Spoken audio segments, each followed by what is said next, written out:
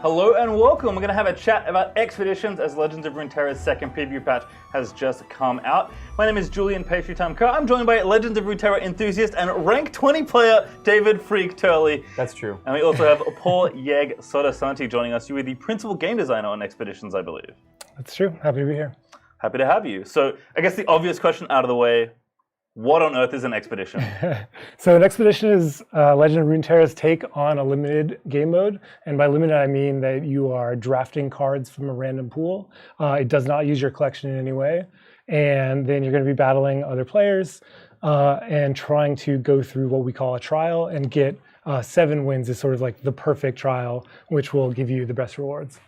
So I want to know about card offerings, because I've played a lot of expeditions already so far. And it's not just like, pick your region, and then here's 3 random cards, and then here's 3 random cards. There's a lot more behind it. So like, what's the design of card offerings? Yeah, so I mean, let's first talk about archetypes. So basically, the cards in Expeditions are separated into what we call archetypes, which is basically a list of cards that are synergistic with one another. They include a champion from each region that sort of headlines that archetype, and then so basically, when we are showing you packs, we show you bundles of cards that come from a specific archetype, and that starts out with the champion picks. So basically, first you're going to be given a choice of 3 different champions, each of which come from an archetype, and each of those will come from a different region as well. And then you'll pick one of those, and then for pick 2, you're going to be getting another selection of 3 champions, and we sort of choose which regions to show you based on what you chose from that first pick. So for example, if I'm offered Fiora, she's often in like a Fiora barrier like buff deck. Mm-hmm. So you're gonna like, there's a good chance if I pick Fiora, I probably see Shen next round. Yeah, so basically Fiora is from an archetype called Shield Wall, which is Fiora and Shen using a lot of barriers.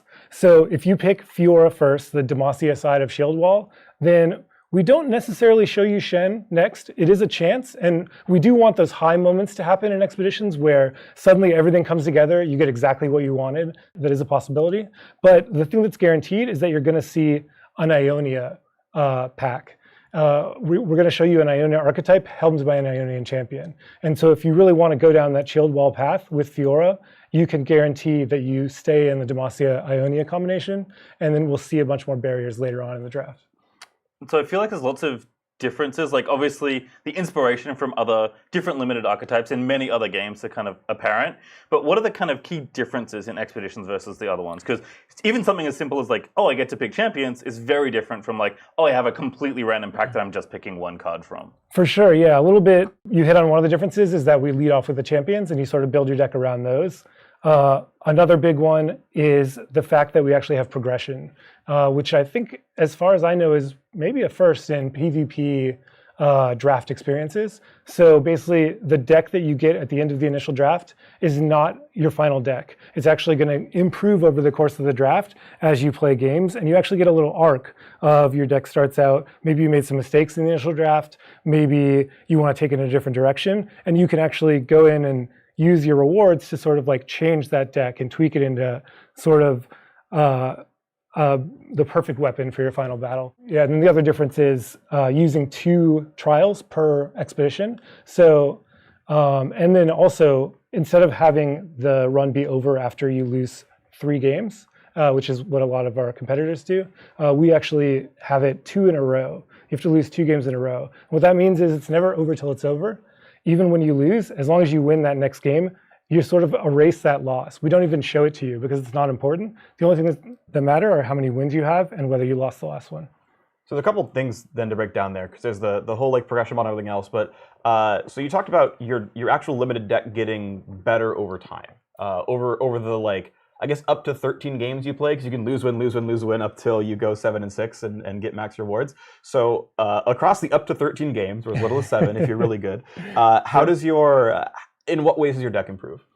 Yeah, so there are a couple ways. One is adding new champions to the deck. So we know that, you know, if you play a lot of deck builder type games, you'll know that adding cards to your deck often isn't a good thing. It actually makes your deck less consistent, potentially less powerful. But what we found is that champions are so game defining and so powerful that adding a new champion to your deck is worth it.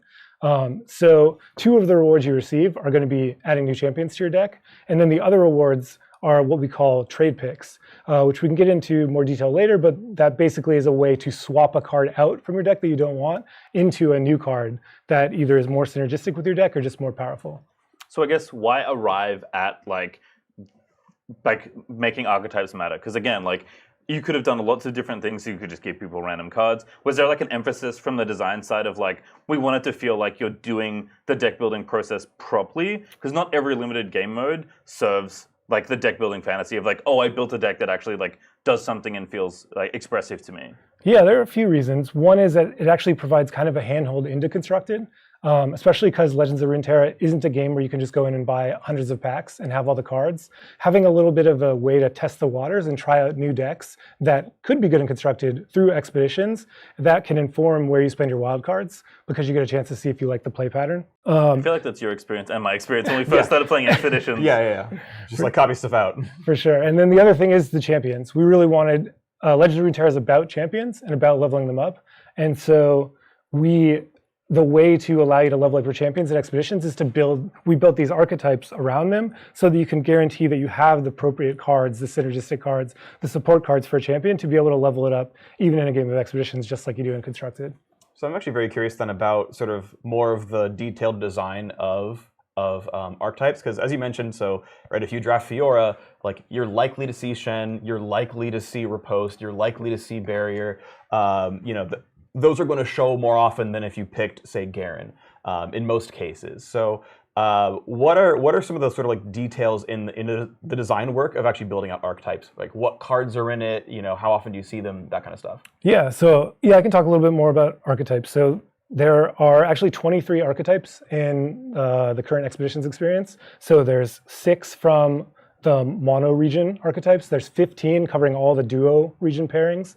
And there's 2 bonus archetypes, which are sort of outside that structure. One of them is based around Poros, and one of them is based around summoning a giant mech piloted by a cat that's a 30-30 overwhelm, which you've probably seen if you've played the game. That's my archetype, right? It's a good archetype. That one's called Cataclysm. It's great. It has 131 cards in it. That's very unusual. But the whole point of that deck is to play as many cards with eating games as possible.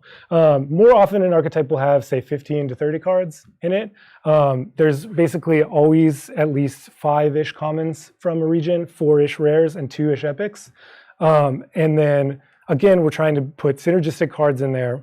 One thing to note is that like some archetypes are very, what we call linear in design, and that just means like they require the card, like they aren't good with other types of cards. They basically are only good with each other. So Shroom and Boom is what we call the Teemo mushroom archetype. That's just a classic example of that. Mushrooms aren't great if you're just kind of like throwing a couple of them into your opponent's deck, but they're amazing when you get a ton of them. So for that one, that's a much smaller archetype of only around 15 cards, which means that you see the same cards more often. Right. You're going to see a lot of Wumps. Exactly. You're going to see a lot of Wumps, a lot of Mushroom Clouds, a lot of, all types of Wumps.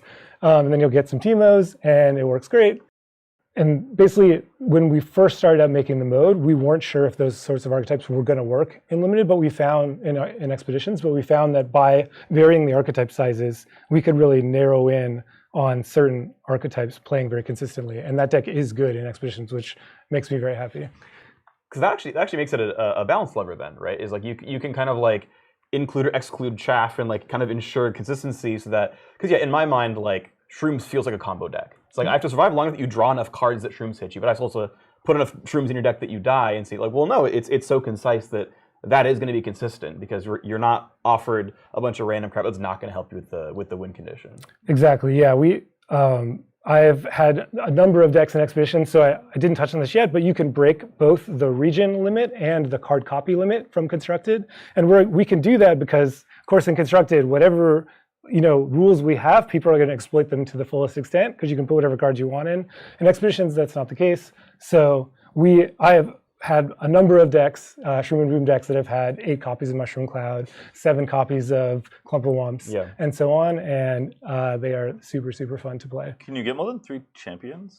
You cannot, only because you start with 2 champions and you're adding 2 champions. Okay, so there's a cap on how many you can get. Yeah, Right. so basically you'll never have more than 4 champs. You could and often will have 3 of one and 1 of one of the another.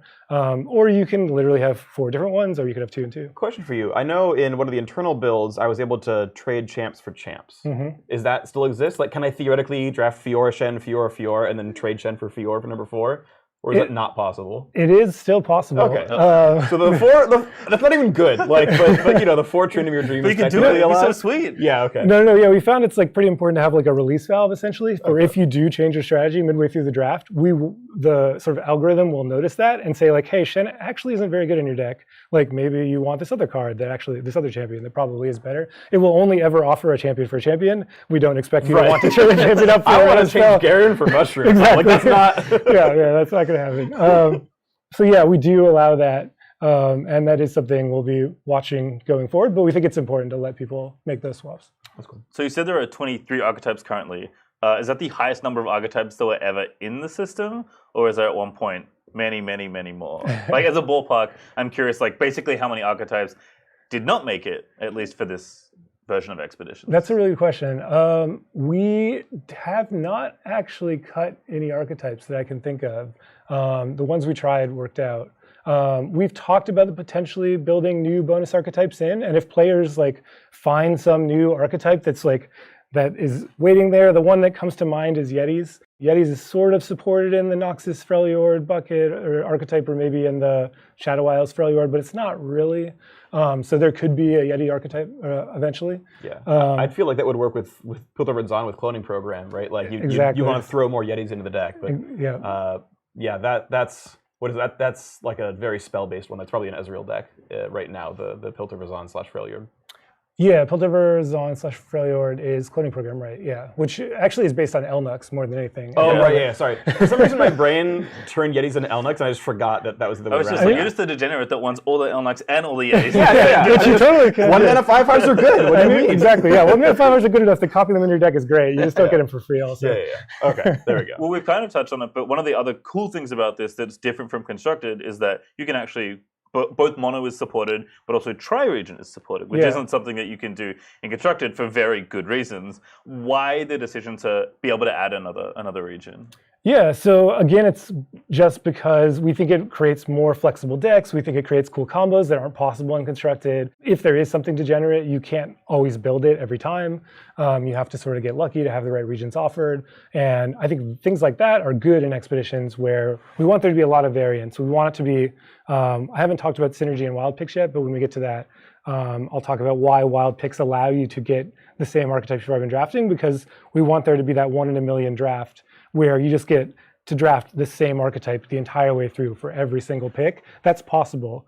It's very unlikely, but it's possible. So yeah, we want those sort of like high moments. I know playing, like I feel like I've gone like Noxus plus Ionia, but then just like only drafted Noxus packs, and like slowly but surely given the chance to like trade Yasuo out for Darius, and like gone into mono Noxus before. Yeah, you can actually trade. I have done that where I started in a duo region deck and then made it into a mono region deck by the end of the draft, or by the end of my run. Yeah, because Allegiance is a really good keyword for those who don't know. It's like if yeah. the top deck is That's same exactly color, why. or sorry, same region, like I'm OP. So it's like Ionia gets to like summon 2 free 1-drops. There's like a 5/3 overwhelm in Noxus for 4. Like there's some really good stuff out Somehow there. you have 5 of them, you're like, okay, like I can't lose. That's pretty Yeah. good. The Basilisk Rider just got nerfed, I believe. right. Yes. Yeah, we just announced that, but it's still quite good. Yeah. Very strong card. So yeah, that's usually the reason, because I want to maximize my Allegiance cards, and we do try to allow that. Like the algorithm will tend to let you like swap out the remaining cards from that last region, especially if you have those Allegiance cards. So we've mentioned like, okay, archetypes kind of craft the game experience for you. Not completely, right? You can't just force an archetype time and time again. But the idea is that like you're always presented with different deck building options, and you can kind of play like any little archetypes that you see and eventually latch onto the ones you like. So with that in mind, and you mentioned synergy versus wild, how does that play into this idea of like, we're giving you little nuggets of deck to try and build? Like first of all, what is synergy and wild? No, great question. So like, synergy picks, so basically I said the first 2 picks are both champion picks.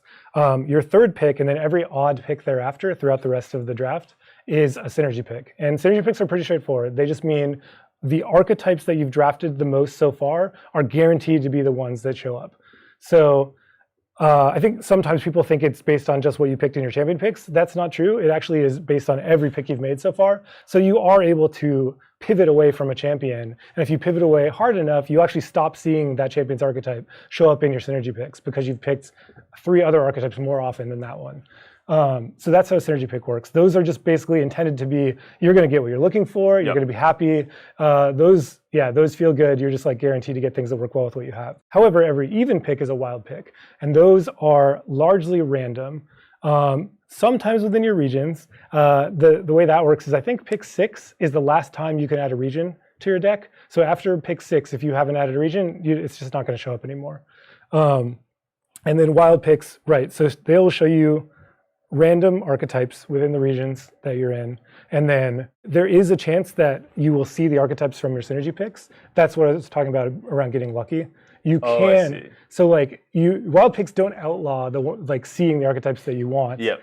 And so you can more just barriers basically. Right. Okay. So yeah, like you're sort of rolling the dice, and then when it hits the archetypes that you're already drafting, you're very excited. But there's enough crossover between archetypes and enough generally good cards in the archetypes that we think you'll find good picks even if the archetypes you want don't show up. And a little bit that's what Expedition is all about, the make do of having to do with kind of the random cards you're dealt, essentially. If it wasn't obvious for all the random, there's a hugely tailored design experience here to try and get you to play the decks you want to play. For sure, there's a ton of work you've done to show specific cards within the set. And that brings me to cohesiveness ratings, which is something we haven't talked about much yet. But so this is basically the idea is that, how I talked about archetypes being linear or not so linear. So Shroom and Boom, very, very linear. Versus Cataclysm, which is almost all the cards in the set. Yeah, exactly. Like a third of them. Yeah, or like Suit Up is a good example, or like Relentless maybe.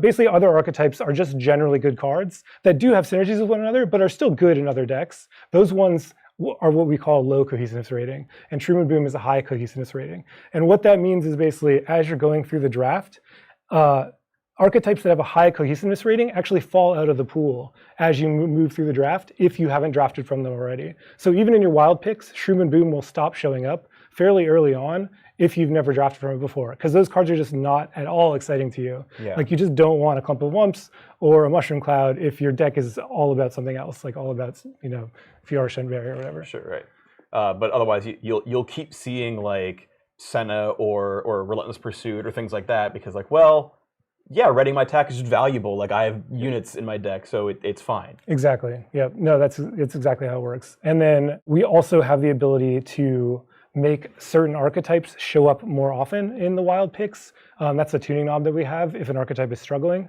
So we tend to use that on the high cohesiveness ones. So when you are drafting Shroom and Boom, you will see Shroom and Boom show up in your wild picks a little more often. And that's just, again, you just really need a lot of Shroom and Boom cards for the deck to work. And so it allows us to go in and tweak an archetype to be stronger through just allowing you to get more synergistic cards when you draft it. All right, so we talked a lot about the system itself. Now kind of moving forward to okay, I've drafted my deck, now what do I do? Well, you go play games with it, you make trades and kind of craft your deck through. But how did you decide on the specific system of win-losses? I understand that you want to add more losses to be more forgiving because it's not nearly as exciting to just pick up 3 random losses and have that be the rest of your run. I guess when you were designing, okay, now that I've built my deck, how do I play with it? What were the things that you had in mind when kind of going through the experience of actually playing with the cards? Yeah, so I mean, like I said, we knew we wanted to have progression be a big part of it. We also nailed down eventually that a big part of that progression was going to be trading. So there's actually a trade pick at the end of the initial draft. Pick 15 is a trade pick, even before you've played any games. And that just sort of, what we found is that gives you the license a little bit to take a bundle of cards, like a 2-card pack that has a card you really want and a card you don't want as much, because there's a good chance you'll be able to trade it out even before you have to play a single game. But then, getting back to the 2 losses in a row, again, we just wanted to mix it up a little bit. We really liked that idea of it's not over till it's over. That is also reflected in the fact that your rewards for an expedition are actually based on the results from 2 trials, not from 1. You'd go through 2 entire drafts, play all your games, and then you get rewarded based on your best result, which just gives you, the chance to sometimes play in a much lower stress sort of environment where you've already locked in your reward, and just gives you a second chance and lets you try some wacky strategies you might not be able to otherwise. Or if you got unlucky, you get to try again and actually like get good rewards out. Yeah, exactly. If you feel like you have the strongest deck ever, you go 0-2. Happens to us all. Yep, happens to me every draft. Really happens. and it can happen to go 0-4, and you can fail. It's very unlikely to get a 0-win expedition because of the 2 chances, but I'm sure it will happen to everyone's favorite streamer at some point, and the salt will be magnificent. It's like 1 in 16, I think, is just if everyone's a coin flip, it's like, well, unlucky sometimes.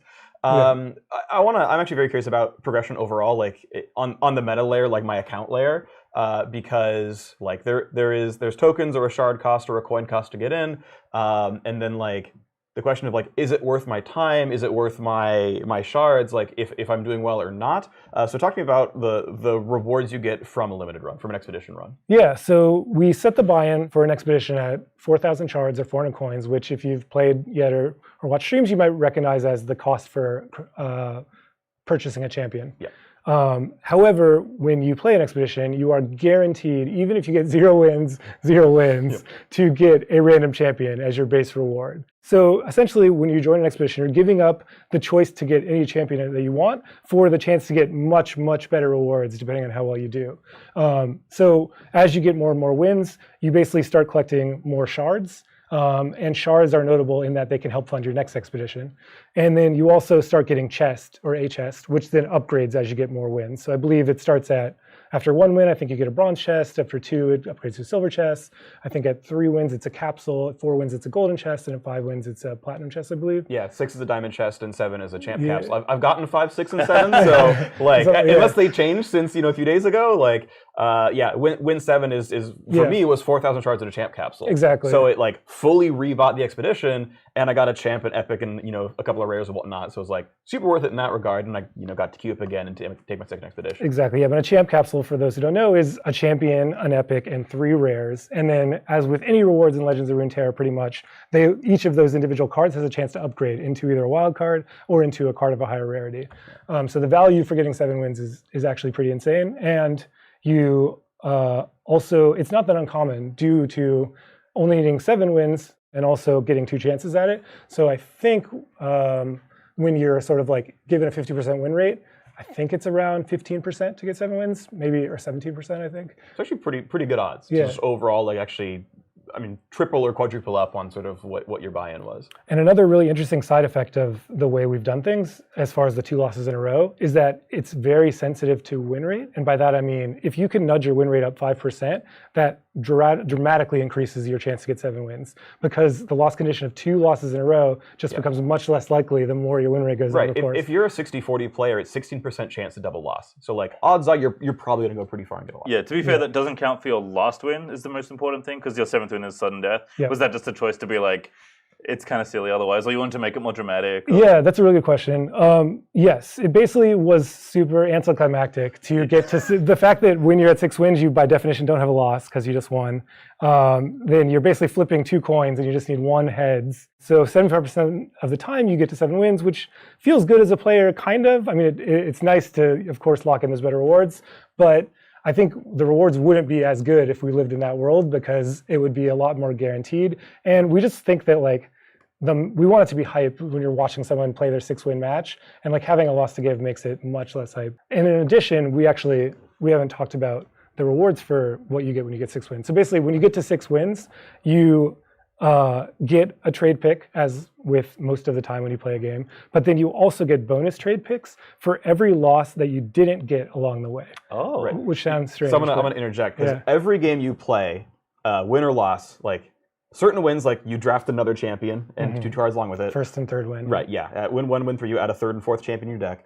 Or win or loss, you get to trade a card out. So it essentially makes up for like, well, if you went 6 and 6, you got to trade a whole bunch. This is, well, if you went 6 and 0, here's your trades back. Oh, I see. That makes sense. Exactly. Yeah, that's really clever. Yeah, you actually have fewer trades along the way. So basically, we want this to be the feeling of like rolling up your sleeves for the final boss and like really honing your deck to the most perfect it can be. And so if you go 6-0, you literally get 7 trades in a row, and it feels pretty amazing. It's like a little recognition. You really like tune that deck out. Yeah, because we don't actually show the number of losses that you've accumulated on that screen at all. So the only sort of like reminder of that is that moment. Right. And that's kind of nice that like your final boss deck, they went through the exact same like level of meta progression that you did. Yeah, exactly. It guarantees that everyone's had the same number of trade picks for that final battle, and you're on even footing. And then, so yeah, I mean, we can talk about a little bit about matchmaking too. So my next question. Oh, cool. Please go ahead. Matchmaking. It came to mind. Who can you match? Since you can add champs in the deck, it feels like a 4-champ deck stronger than a 2-champion deck. You're not wrong. Here's a softball. Right. So,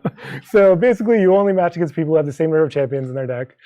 So there's a 0-win bracket, there's a 1-2 win bracket, there's a 3-5 win bracket, and then because of those extra trade picks and because you're in sudden death, you're rolling up your sleeves. It's the final battle. There is a 6-win bracket.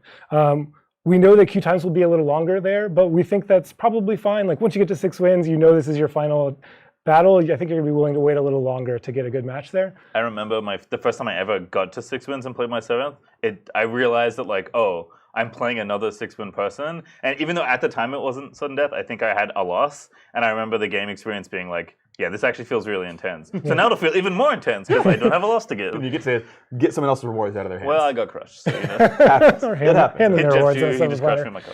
I'm like, oh, okay. It's okay. Comes in once in a while. So that sounds amazing, reward system-wise. Why can't I do it all the time?